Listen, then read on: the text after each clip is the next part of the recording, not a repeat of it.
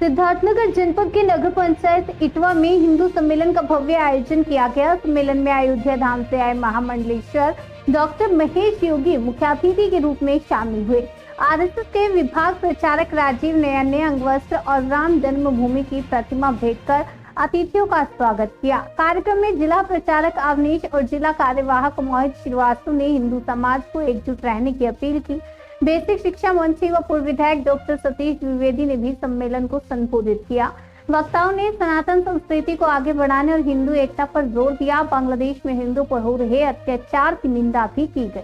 सम्मेलन में हजारों की संख्या में महिलाएं, पुरुष, बच्चे और बुजुर्ग शामिल हुए। देखिए, इस सम्मेलन का उद्देश्य ये है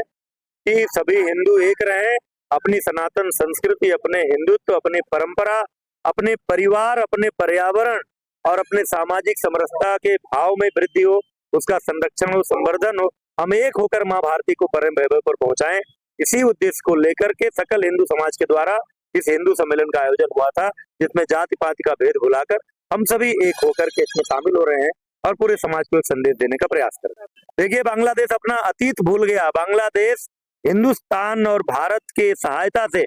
जब पाकिस्तान में हिंदुओं के खिलाफ अत्याचार हो रहा था, तब तत्कालीन भारत सरकार ने बांग्लादेश का निर्माण कराने में मदद की थी। वह अपना अतीत भूल गया है।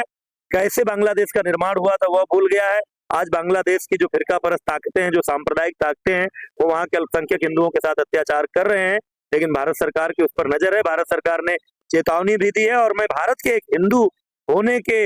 हैसियत से कह रहा हूं कि बांग्लादेश तत्काल वहां के हिंदुओं पर होने वाले अत्याचार को बंद करे, अन्यथा हम बांग्लादेश को जरूर सबक सिखाएंगे। आज इटवा जो है सिद्धार्थनगर जनपद के इटवा में हिंदू सम्मेलन का आयोजन किया गया और हमारे सभी हिंदू भाई बहन यहाँ पर एकत्रित हुए, क्योंकि भारत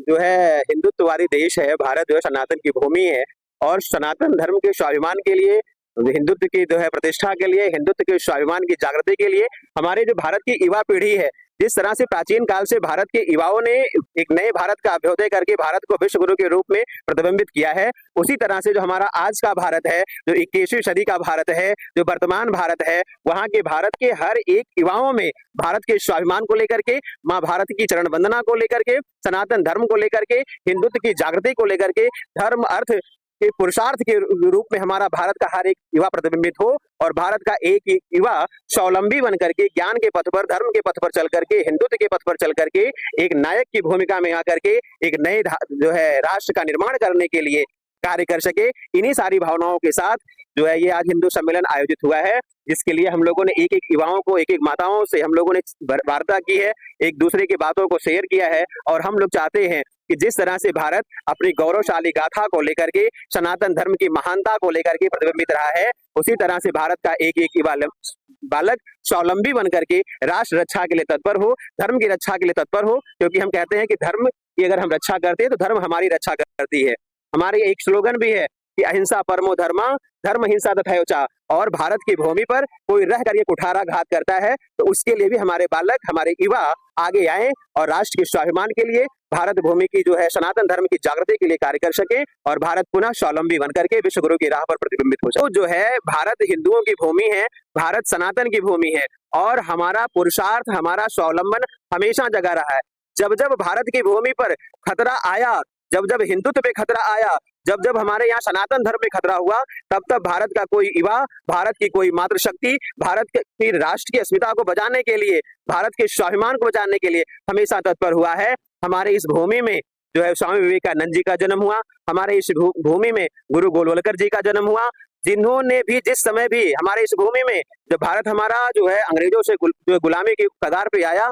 तो इसी भूमि पे चंद्रशेखर आजाद जी का, भगत राजगुरु जी का, सबका जन्म हुआ और सब ने अपने स्वाभिमान की जागृति के लिए, माँ भारत की अस्मिता को बचाने के लिए काम किया और भारत हमेशा आजादी को के चरम बिंदु को प्राप्त करके भारत अपनी अखंडता को प्राप्त किया है। तो आज हम सभी चाहते हैं कि भारत का के हर एक घर में स्वामी विवेकानंद जी का प्रादुर्भाव हो, भारत के एक घर में धर्म की रक्षा के लिए भगवान शंकराचार्य जी, भगवान रामानंदाचार्य जी का प्रादुर्भाव हो, भारत की स्वाभिमान की रक्षा के लिए, हर घर, हर बहन बेटियों की अस्मिता की रक्षा के लिए हर घर में जो है चंद्रशेखर आजाद जी, भगत गुरु, राजगुरु और जो है भगत सिंह जैसे महापुरुषों का जन्म हो और भारत की अस्मिता सुनिश्चित हो, भारत की रक्षा हो सके, इस सनातन धर्म की रक्षा हो सके, भारत के स्वाभिमान की रक्षा हो सके, माँ भारती की रक्षा हो सके और भारत जिस तरह से वसुधैव कुटुंबकम की भावना को लेकर के सर्वे भवन्ति सर्वे सुखिनः की बात करते हुए पूरी वसुधा का नेतृत्व करता रहा है, उसी तरह से भारत वसुधैव की भावना को लेकर के पुनः पूरी वसुधा को सनातनमय कर सके और पूरा भारत, पूरा विश्व जो है